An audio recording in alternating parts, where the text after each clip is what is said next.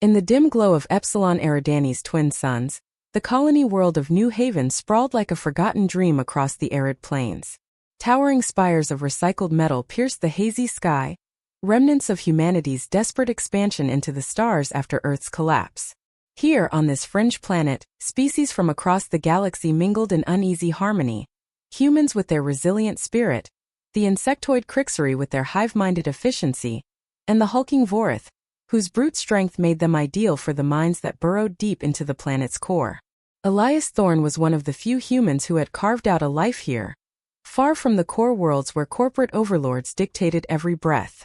A widower in his late 40s, with salt and pepper hair and eyes etched by years of loss, Elias had once been an engineer on the Interstellar freighters. But that life ended when his wife, Mira, died in a hull breach during a routine jump. Left with nothing but grief and a small pension, he settled on New Haven, adopting 3 orphan children from the war-torn refugee camps.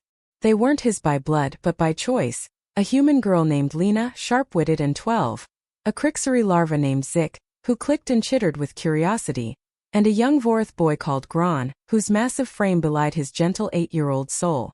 Elias's home was a modest hab unit on the outskirts of the colony's main hub, a patchwork of salvaged parts humming with the soft whir of life support systems.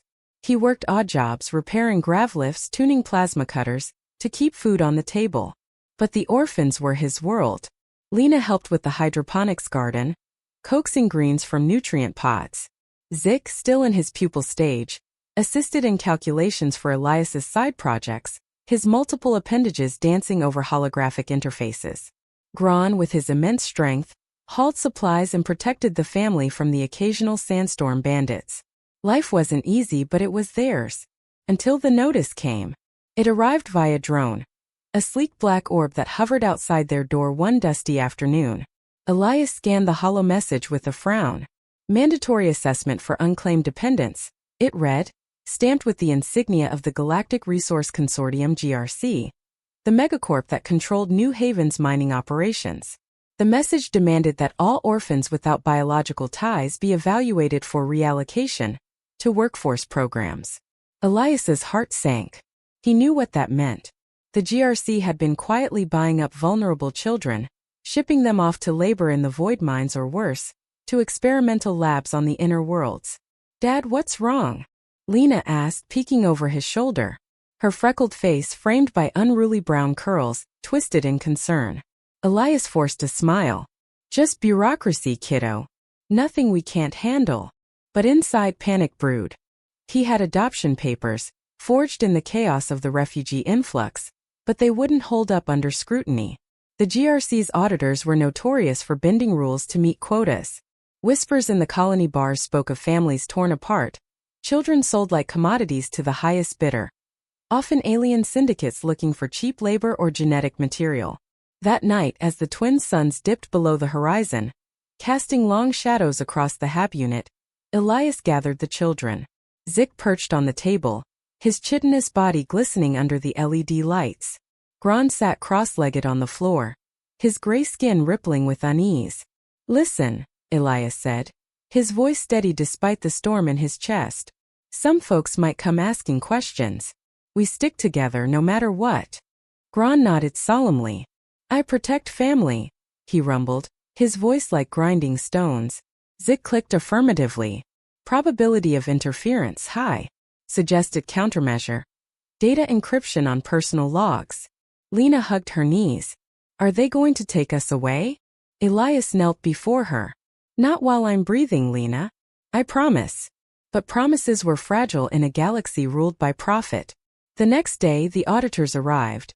2 sleek androids flanked by a Vorith enforcer in GRC armor. They scanned the hab unit with cold efficiency, their optical sensors whirring. "Elias Thorne," the lead android intoned, its voice a metallic monotone. "Your dependents are unregistered hybrids. Per Consortium Directive 47, they are eligible for reallocation." Elias blocked the doorway. "They're my kids. I have papers." The android's head tilted. "Papers invalidated. Biological mismatch confirmed. Sale proceedings initiate in 48 hours. Sale." The word hit like a plasma bolt. Elias's mind raced. The orphans weren't just kids. They were assets in the eyes of the GRC. Lena's human ingenuity, Zik's computational prowess, Gron's raw power. They could fetch a fortune on the black market.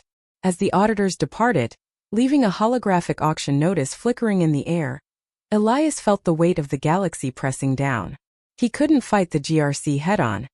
They controlled the colony's security, the ports, even the air recyclers. But he wasn't alone. In his youth, Elias had dabbled in underground tech, hacking ship NAV comps, jury-rigging weapons. It was time to dust off those skills. The middle of the story began with a frantic plan. Elias contacted old contacts through encrypted channels. First, he reached out to Mara, a fellow human smuggler who ran a hidden workshop in the Undercity. "I need gear," he whispered into the comm link. "Disruptors, cloaks, anything to buy time." Mara's holographic face flickered. "Elias, you're talking rebellion. The GRC crushes that."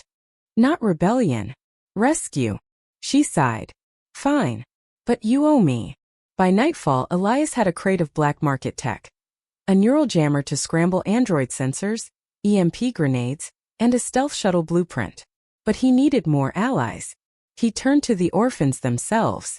"We're not waiting for them," he told them. "We're fighting back."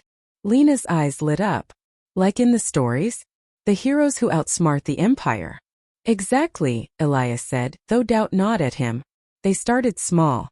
Zik hacked into the GRC's local network, using his innate affinity for data streams. "Auction details acquired," Zik chittered. "Bidders. Crixery Hivelords, Vorith Warchiefs, and human core from Sol Prime." Gron flexed his muscles. "I smashed them." Elias placed a hand on the boy's shoulder. "Not yet, big guy. We need subtlety." The plan coalesced.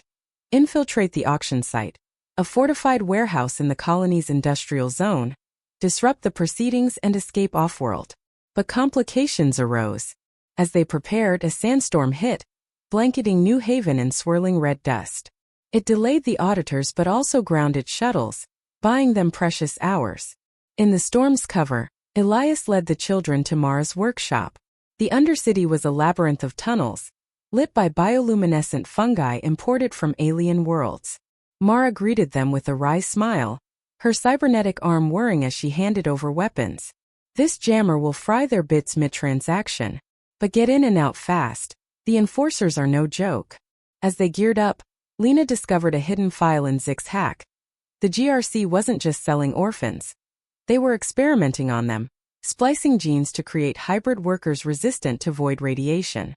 "Dad, look," she said, projecting the data. Horrific images of failed experiments, twisted forms in cryotubes. Elias's jaw tightened. "This ends tonight." The infiltration began at dusk. Cloaked in holographic camo, the family slipped through the perimeter fences. The warehouse loomed like a monolith, guarded by drones and Vorith patrols. Gron lifted a grate with ease, allowing them entry into the ventilation shafts. Inside, the air hummed with anticipation. Dozens of orphans from across the colony were caged in energy fields. Human, Crixery, Vorith, even rare species like the ethereal Luminari. Elias's heart ached seeing them. "We free them all," he whispered. Zik interfaced with the security grid, his appendages flying.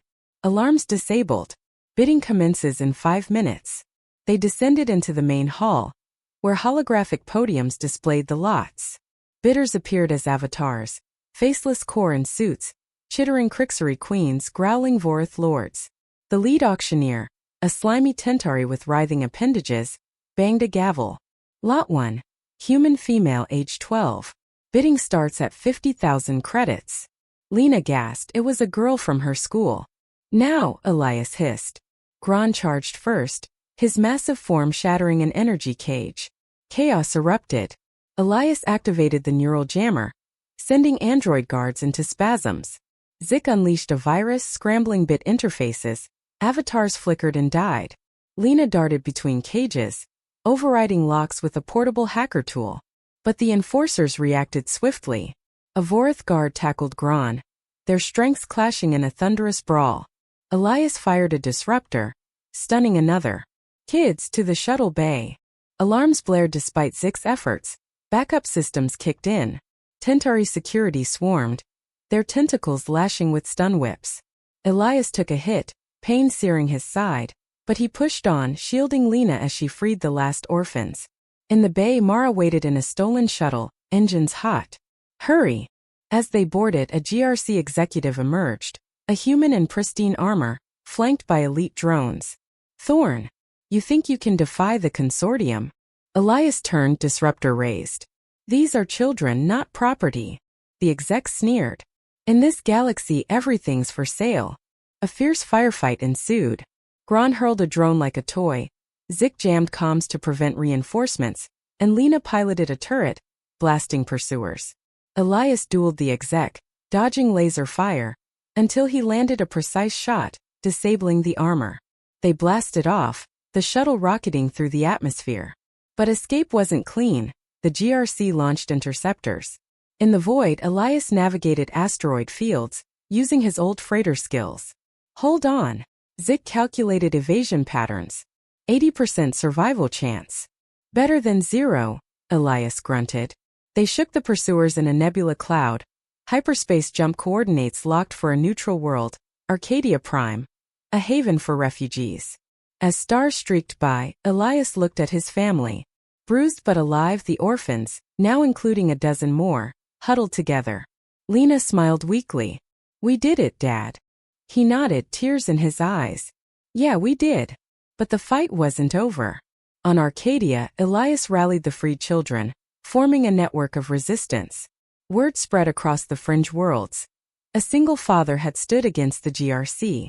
Protests erupted, hacks exposed experiments, and allies emerged, rebel fleet's sympathetic core. Months later, back on New Haven, the GRC crumbled under scrutiny. Elias, now a legend, watched from afar as reforms swept the colonies. No more sales, no more reallocations. In their new home on Arcadia, under a single warm sun, Elias gathered his kids. Family isn't blood, he said. It's the fight we share. Gron rumbled agreement. Zik clicked proudly and Lena hugged him. And we won. The galaxy was vast.